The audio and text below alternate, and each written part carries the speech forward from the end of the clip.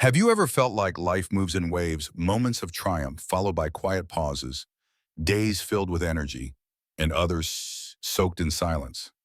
What if I told you this wasn't random, but a part of a deeper ancient law that governs not only your life, but the entire universe? Welcome to the fifth Hermetic principle, the law of rhythm, a cosmic law that whispers through the rustling of leaves or roars in ocean tides and echoes in the rise and fall of civilizations. It's invisible yet unmistakable, subtle yet absolutely unshakable. And once you learn to see it, you'll begin to dance with the rhythm of the universe itself. Everything moves, everything flows, everything pulses with a divine cadence. Just look around you, the sea tides retreat only to return. Day follows night without fail. The seasons cycle in perfect timeless harmony. These are not coincidences. They are expressions of an eternal truth the universe breathes, and you too are part of that breath. This law invites us to observe, to see the patterns hidden beneath the surface of existence, the shifting tides of emotion, the cycles of effort and rest, the pendulum swing of fortune, of fate, of love and loss. Every high you've experienced was mirrored by a low. Every burst of joy eventually gave way to reflection or sorrow. But this is not punishment. It is rhythm. It is life. The ancient Hermeticists understood this law deeply. They saw that the universe is not static. It is dynamic, always in motion. Nothing remains still and nothing escapes the pendulum swing. There is a push and there is a pull, a rise and a fall. From the smallest atom to the grandest galaxy, everything dances to the same silent drumbeat. Imagine the universe as an eternal waltz. Suns are born, glow with radiant life, and then collapse in fiery death only to give birth to new worlds. Nations rise to glory, and with time they crumble to dust. Life blossoms and withers. Even our thoughts obey this law, racing with inspiration one day, dulled with melancholy the next. It's not chaos, it's rhythm. What makes this principle so profound is not just its universality, but its message: harmony is possible within the swing. The law of rhythm doesn't exist to punish or control. It exists to remind us that change is not the enemy. Change is the pathway to equilibrium. The secret is not to resist the movement, but to move with it. Look closely. The sun doesn't rise by chance, nor does it set in confusion. It follows a cosmic clock that has never missed a beat. The moon's phases shift with gentle precision, pulling the oceans, shaping fertility, stirring human emotion. The wind, the rain, the pulse of the earth beneath your feet, all of it follows the law, even your breath. Have you noticed inhale, pause, exhale, pause? This cycle, repeated thousands of times a day, echoes the heartbeat of the universe. Inhale, energy. Exhale, tension. Your very body is an orchestra of rhythm. Your heart pounds in beats per minute. Your cells pulse with electrical charges. Your moods rise and fall like the tide. And it's not just nature, it's every part of your being. Some days you feel like the world is yours to conquer. On others, it feels as though you can barely get out of bed. That doesn't make you broken. It makes you human. It makes you in sync with the cosmic law that governs all things. Understanding the law of rhythm is a kind of liberation. Because once you recognize that everything is temporary, every storm will pass, every winter will thaw, you stop fearing the lows. You begin to cherish the highs without clinging to them. You find grace in the motion. This law is written in every part of creation. Rivers don't crash forward endlessly. They curve, they twist, they slow, they rush. Trees don't grow in a straight line. They follow cycles of budding, blooming, shedding, and stillness. Even the stars follow rhythms: birth, brilliance, burnout. Even the smallest insect deep in the woods lives by this law. Waking, hunting, resting, repeating. Rhythm is not just a principle, it's a symphony of life. And whether we like it or not, we're all instruments playing our part. In human life, we see it too. Youth surges with energy and dreams. Adulthood balances action with responsibility. Old age slows into reflection and rest. But even within a single day, the rhythm remains.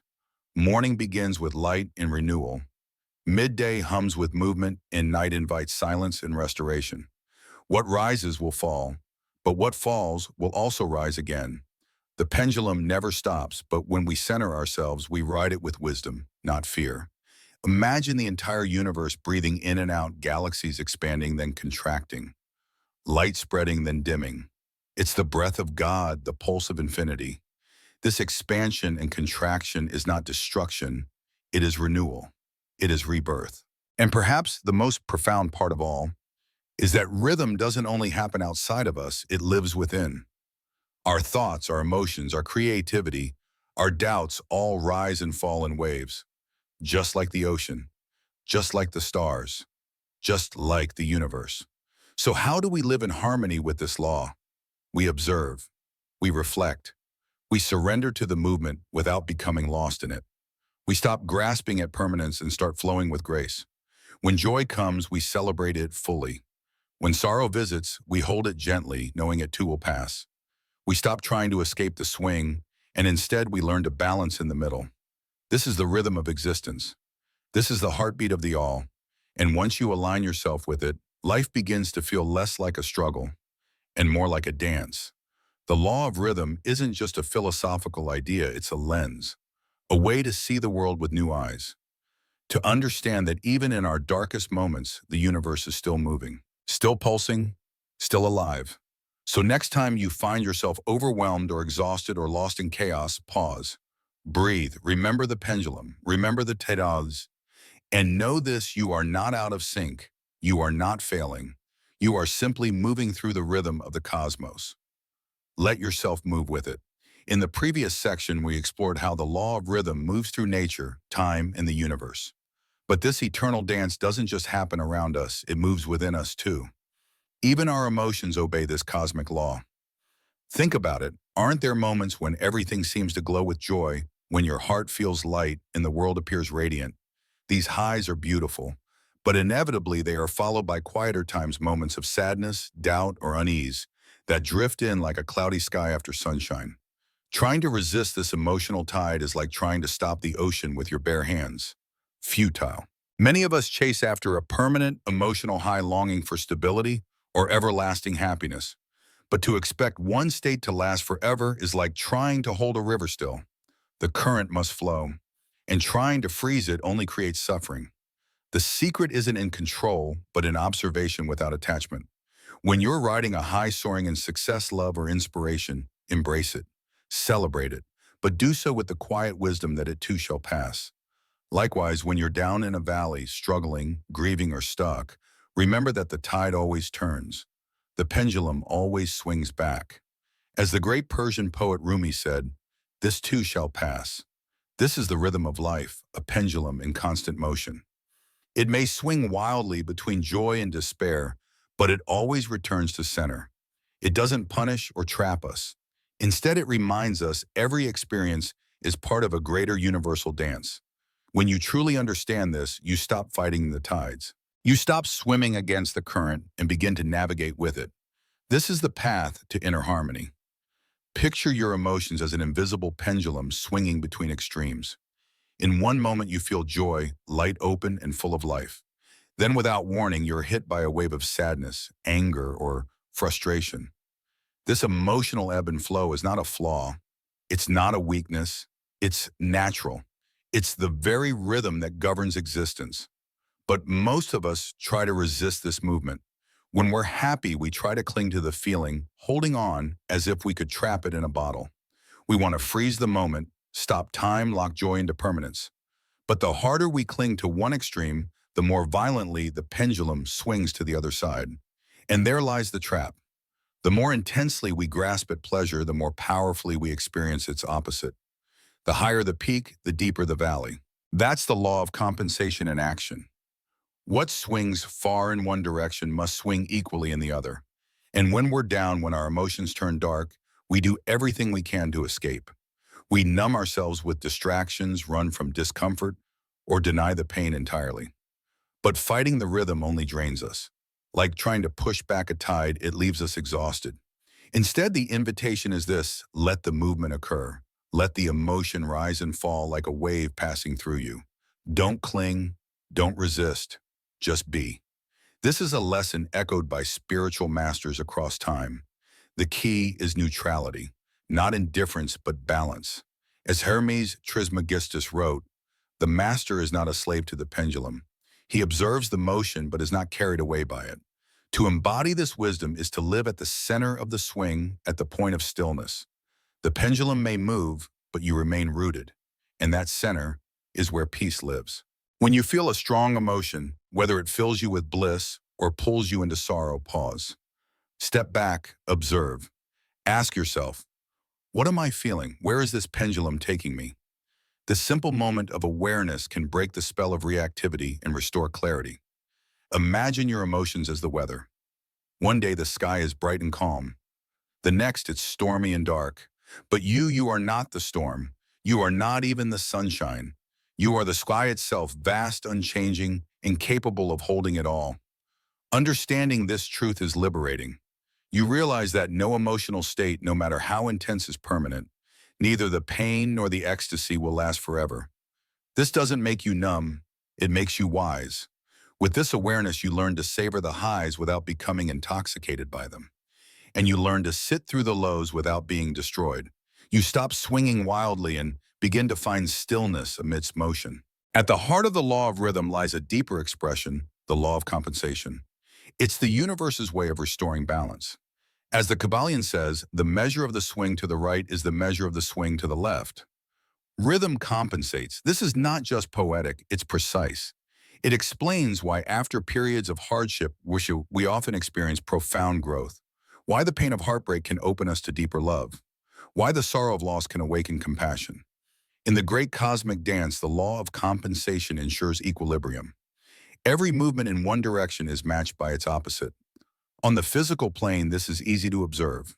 A pendulum swings to the left, then to the right with equal force. The tides rise during the full moon and retreat with the waning moon. The seasons alternate heat giving way to cold and then returning to warmth in perfect rhythm. Even when you toss a ball into the sky, the upward motion is perfectly countered by gravity pulling it back down. This is the rhythm of matter. But Hermeticists teach that the law extends far beyond the physical. It shapes our mental and emotional worlds as well. A person who indulges in refined pleasures will inevitably face subtle forms of suffering. One who experiences deep sorrow is also capable of profound joy. The deeper we go in one direction, the more potential we have to go in the other. This oscillation, this compensation governs all life. Human beings, like all creatures, move between pleasure and pain. And the law of rhythm is the scale that keeps it all in balance. It's the hidden hand ensuring that nothing leans too far for too long and without eventually returning. In accepting this, we no longer fear the swing. We understand it, we honor it, and in doing so, we step into a kind of freedom that no external circumstance can take away. Just as we saw earlier, every rise is answered by a fall, and every fall prepares the ground for a rise. The pendulum swings not to punish us, but to keep the cosmic balance intact. And within this rhythmic dance lies another deep truth, the law of compensation. At its core, this law teaches a profound idea. To truly feel a certain level of joy or pleasure, we must have, at some point in our existence, experienced a proportionate depth of pain. It's not a punishment, but a natural balancing mechanism, like a scale that tips one way and must eventually return to center. But Hermetic teachings reveal a more refined layer to this principle. They emphasize that although pain often precedes pleasure, this doesn't mean joy is always followed by suffering in an endless loop. Quite the opposite. Sometimes the happiness we feel in the present is not a prelude to sorrow, but a reward, a gentle compensation for past pain. And that pain may not even belong to this lifetime. It could stem from previous incarnations. What if the peace you're experiencing now is life's quiet way of restoring your soul after a long period of inner storms? Suddenly suffering takes on a new light. It is not a curse thrown at us by a cruel universe, but simply a part of the grand movement, an essential note in the symphony of existence. And as with all movements of the pendulum, suffering too swings back eventually into relief, into pleasure, into peace. Pleasure, like everything else in this world, is fleeting. Its presence is beautiful but temporary. And when it fades, its absence too will eventually be balanced, perhaps not in the same form, but in a way that restores the harmony you may have forgotten you lost. The law of compensation is deeply woven into the fabric of our everyday lives. Take a moment to reflect nothing we have or lack, be it wealth, health opportunities, or even emotions, is random. Everything comes at a waste or brings with it a certain trade-off. Think about it. The wealthy may enjoy material abundance, but they might also be deprived of the simplicity, the raw contentment that often accompanies a modest life. A billionaire may own lavish homes and priceless art, but if they have no peace of mind, no appetite for life, what value do those possessions hold? Meanwhile, a working-class individual may eat a simple bowl of soup after a long day's labor and find in it a kind of joy and gratitude the rich can barely comprehend. They may sleep better, laugh more genuinely, and live more presently. This too is compensation in action. The universe is always working behind the scenes, adjusting the balance. Even if we don't see it immediately, the law is active gently but persistently, steering life back toward equilibrium. It is not always obvious, nor is it always immediate. But over time, in the grand rhythm of life, the scales always level. Pain and pleasure, gain and loss. They are not opposites to be feared or chased, but necessary partners in the journey of the soul. They teach us, guide us, shape us. And most importantly, they remind us that nothing, no joy, no sorrow lasts forever. This is where wisdom begins, in the recognition that life moves in cycles and that we are not helpless passengers. We can learn to anticipate the rhythm, to read its signs. Most people drift through life unaware, not noticing the patterns playing out in their thoughts, emotions, and experiences. But once you begin to observe closely, you'll notice the clues. After days of pushing yourself hard mentally and physically, exhaustion sets in, not because you're weak, but because your body is wisely calling you back to center. It's nature's way of saying rest, restore, balance. Knowing this, we can start to anticipate the tides. If you're experiencing a high moment, celebrate it, be grateful for it, but also stay grounded. Know that change is always on the horizon. And in moments of difficulty, remind yourself this too will pass. One of the most effective tools for handling intense emotional or energetic shifts is conscious breathing. The next time you feel overwhelmed, try this: inhale slowly through your nose for 4 seconds. Hold your breath for 4, then exhale gently for 8. Repeat. This simple rhythm of breath can re-anchor your spirit in moments when the pendulum feels too wild to ride. Another powerful ally is silence. Just a few quiet minutes each day spent in meditation, contemplation, or simply listening to your own inner rhythm can create space between the swings of life. In that silence, you begin to feel the rhythm without being swept away by it. Above all, the greatest practice is acceptance. To accept the swings, not as punishment, not as fate, but as part of the grand movement of existence, is to free yourself from resistance. And in that surrender, you gain power not over the rhythm, but within it. The pendulum moves, that is its nature.